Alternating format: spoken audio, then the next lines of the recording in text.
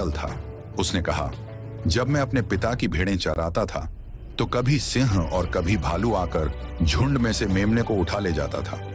तब मैं उसके पीछे पड़कर उसे मार डालता था और मेमने को उसके मुंह से छुड़ा लेता था। जब वह मुझ पर झपटता तो मैं उसकी दाढ़ी पकड़कर उसे मार डालता था। तेरे दास ने सिंह और भालू दोनों को मारा है और यह खतनारहित पलिश्ती उनमें से एक के समान होगा, क्योंकि उसने जीवित परमेश्वर की सेना को ललकारा है। दाऊद ने राजा शाऊल के दिए हुए कवच और हथियार पहनने से इनकार कर दिया, क्योंकि वह उनके अभ्यस्त नहीं था। वह अपनी चरवाहे वाली लाठी, गोफन और नाले से चुने हुए 5 चिकने पत्थरों के साथ उस दानव का सामना करने निकल पड़ा। गोलियत ने जब दाऊद को अपनी ओर आते देखा तो उसे घृणा हुई। उसने दाऊद का उपहास करते हुए कहा, क्या मैं कुत्ता हूं जो तू लाठी लेकर मेरे पास आता है? लेकिन दाऊद ने निडर होकर उत्तर दिया, तू तलवार, भाला और ढाल लेकर मेरे पास आता है, परंतु मैं सेनाओं के यहोवा के नाम से तेरे पास आता हूं, जो इस्राएल के परमेश्वर की सेना है, जिसको तूने ललकारा है। आज यहोवा तुझे मेरे हाथ में कर देगा और मैं तुझे मारकर तेरा सिर काट डालूंगा। और फिर वह हुआ जिसकी किसी ने कल्पना भी नहीं की थी। दाऊद ने अपने घोफन में एक पत्थर रखा और पूरी ताकत से गोलियत की ओर घुमाया। वह पत्थर सीधा जाकर गोलियत के माथे में धंस गया और वह भीमकाय योद्धा मुंह के बल जमीन पर गिर पड़ा। दाऊद दौड़कर उसके पास पहुंचा, उसकी ही तलवार निकाली और उसका सिर काट डाला। यह देखकर फिलिस्तीनी सेना में भगदड़ मच गई और वे अपनी जान बचाकर भागने लगे। इस्राएली सेना ने उनका पीछा किया और उन्हें भारी पराजय दी। दाऊद की इस अद्भुत वीरता ने उसे रातों रात एक नायक बना दिया। जब वह विजयी होकर लौटा तो इस्राएल की स्त्रियां नाचती गाती हुई निकली। शाऊल ने हजारों को मारा, परंतु दाऊद ने लाखों को। यह बात राजा शाऊल के कानों में पड़ी और उसके मन में दाऊद के प्रति ईर्ष्या का बीज बो दिया गया। फिर भी शाऊल ने दाऊद को अपनी सेवा में रख लिया और दाऊद अपनी बुद्धिमानी और पराक्रम से राजा का प्रिय बनता गया। उसे सेना में ऊंचा पद दिया गया और वह जहां भी जाता सफलता उसके कदम चूमती। दाऊद केवल एक वीर योद्धा ही नहीं, बल्कि एक कुशल संगीतकार भी था। जब कभी राजा शाऊल पर दुष्ट आत्मा सवार होती और वह अशांत और क्रोधित हो जाता तो दाऊद अपनी वीणा बजाकर उसे शांत करता था। उसकी मधुर धुनें शाऊल के व्यथित मन को सुकून पहुंचाती थीं। इस प्रकार दाऊद ने न केवल युद्ध के मैदान में बल्कि राजा के दरबार में भी अपनी उपयोगिता और वफादारी साबित की। उसका यश चारों ओर फैलने लगा और लोग उसे प्यार करने लगे। लेकिन दाऊद की बढ़ती लोकप्रियता राजा शाऊल की आंखों में कांटे की तरह चुभने लगी। जो प्रशंसा दाऊद को मिल रही थी, शाऊल उसे अपने लिए खतरा समझने लगा। उसके मन में यह डर घर कर गया कि कहीं दाऊद उसका राज्य न छीन ले। ईर्ष्या की आग में जलते हुए शाऊल का व्यवहार दाऊद के प्रति बदलने लगा। एक दिन जब दाऊद राजा के लिए वीणा बजा रहा था, शाऊल ने अचानक अपना भाला दाऊद की ओर फेंका, उसे दीवार में गाड़ देने के इरादे से। लेकिन ईश्वर की कृपा से दाऊद बाल बाल बच गया। यह पहली बार नहीं था जब शाऊल ने दाऊद को मारने की कोशिश की। उसका मन दुष्टता और संदेह से भर गया था।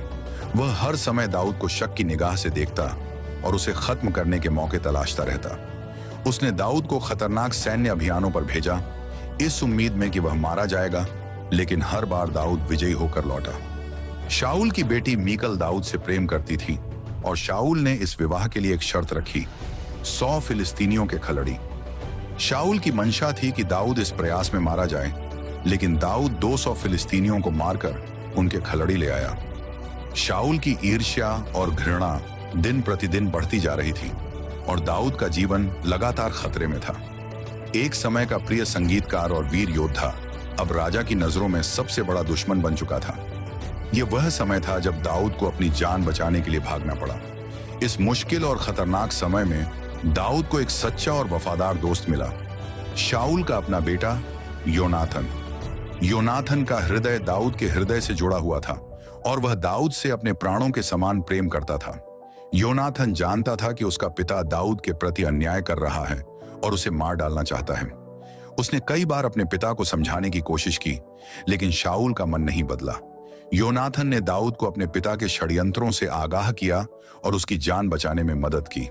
दोनों ने एक दूसरे के साथ वाचा बांधी, एक अटूट मित्रता की शपथ ली जो पीढ़ी दर पीढ़ी बनी रहने वाली थी। एक प्रसिद्ध घटना में जब शाऊल ने दाऊद को मारने की योजना बनाई तो योनाथन ने एक गुप्त संकेत के माध्यम से दाऊद को चेतावनी दी। वह तीर चलाने के बहाने मैदान में गया और अपने सेवक को तीर लाने भेजा।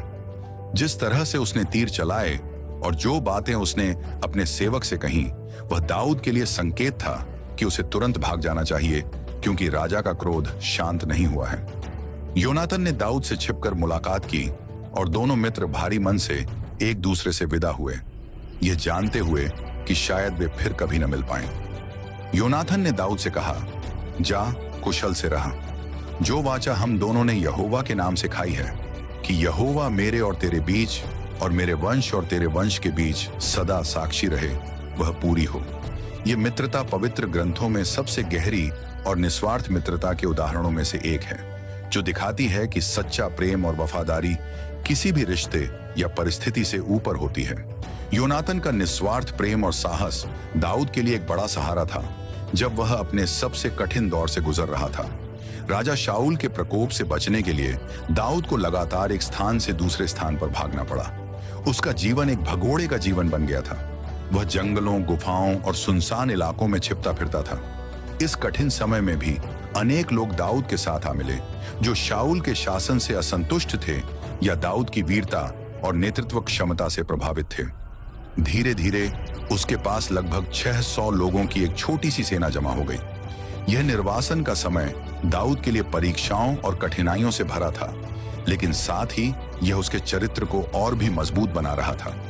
उसने कई बार शाऊल को मारने का अवसर पाया, लेकिन उसने ऐसा नहीं किया। एक बार जब शाऊल एक गुफा में आराम कर रहा था जहां दाऊद और उसके लोग छिपे हुए थे, दाऊद के साथियों ने उसे शाऊल को मारने के लिए उकसाया, लेकिन दाऊद ने कहा, यहोवा न करे कि मैं अपने स्वामी यहोवा के अभिषिक्त पर हाथ उठाऊं। उसने केवल शाऊल के वस्त्र का एक कोना काट लिया, यह साबित करने के लिए कि वह चाहता तो उसे मार सकता था, लेकिन उसने ऐसा नहीं किया। एक और अवसर पर दाऊद रात के अंधेरे में शाऊल के शिविर में घुस गया, जब राजा और उसके सैनिक गहरी नींद में सो रहे थे। उसने शाऊल के सिरहाने से उसका भाला और पानी का पात्र उठा लिया, लेकिन उसे कोई हानि नहीं पहुंचाई। इन घटनाओं से पता चलता है कि दाऊद के मन में ईश्वर के अभिषिक्त के प्रति कितना सम्मान था और वह प्रतिशोध लेने के बजाय ईश्वर के न्याय पर भरोसा रखता था। उसने सीखा कि कैसे कठिनाइयों में भी धीरज रखना है और कैसे अपने लोगों का नेतृत्व करना है। यह समय उसके भविष्य के राजत्व के लिए एक प्रशिक्षण काल था, जहां उसे वफादारी, विश्वास और सहनशीलता के महत्वपूर्ण सबक सीखने को मिले। इस बीच फिलिस्तीनियों के साथ इसराइल का युद्ध जारी रहा। गिलबो पर्वत पर एक भयंकर युद्ध हुआ, जिसमें इस्राएली सेना की बुरी तरह हार हुई। इस युद्ध में राजा शाऊल और उसके 3 पुत्र, जिनमें दाऊद का प्रिय मित्र योनातन भी शामिल था, मारे गए। जब दाऊद को शाऊल और योनातन की मृत्यु का समाचार मिला, तो वह बहुत दुखी हुआ। उसने अपने वस्त्र फाड़े और विलाप किया। उसने शाऊल और योनाथन के लिए एक शोक गीत रचा, जिसमें उसने उनकी वीरता और अपने मित्र योनाथन के प्रति अपने गहरे प्रेम को व्यक्त किया। उसने कहा, हे योनाथन, तू अपने ऊंचे स्थानों पर मारा गया। हे मेरे भाई योनाथन, मैं तेरे लिए बहुत व्याकुल हूं। तू मुझे बहुत प्रिय था। तेरा प्रेम मेरे लिए अद्भुत था, स्त्रियों के प्रेम से भी बढ़कर। दाऊद का दुख सच्चा था, क्योंकि भले ही शाऊल ने उसे सताया था, वह फिर भी ईश्वर का अभिषिक्त राजा था और योनाथन उसका सबसे प्रिय मित्र था। शाऊल की मृत्यु के साथ इस्राएल के इतिहास में एक युग का अंत हुआ और एक नए युग का मार्ग प्रशस्त हुआ। वह व्यक्ति जिसे वर्षों पहले गुप्त रूप से राजा अभिषिक्त किया गया था, अब अपने भाग्य को पूरा करने के करीब था। ईश्वर की योजना अपने समय पर पूरी हो रही थी और दाऊद को अब उस भूमिका को निभाना था जिसके लिए उसे चुना गया था। निर्वासन और कठिनाइयों के दिन समाप्त होने वाले थे और एक नए अध्याय की शुरुआत होने वाली थी। शाऊल की मृत्यु के बाद दाऊद हेब्रोन गया, जहां यहूदा के लोगों ने उसे अपना राजा अभिषिक्त किया। हालांकि इजराइल के बाकी गोत्रों ने शाऊल के पुत्र इशबोशेत को अपना राजा माना, जिसका सेनापति अब्नेर था। इसके परिणाम स्वरूप दाऊद के समर्थकों और इशबोशेत के समर्थकों के बीच गृह युद्ध छिड़ गया, जो कई वर्षों तक चला। इस दौरान दाऊद की शक्ति बढ़ती गई, जबकि इशबोशेत का पक्ष कमजोर होता गया।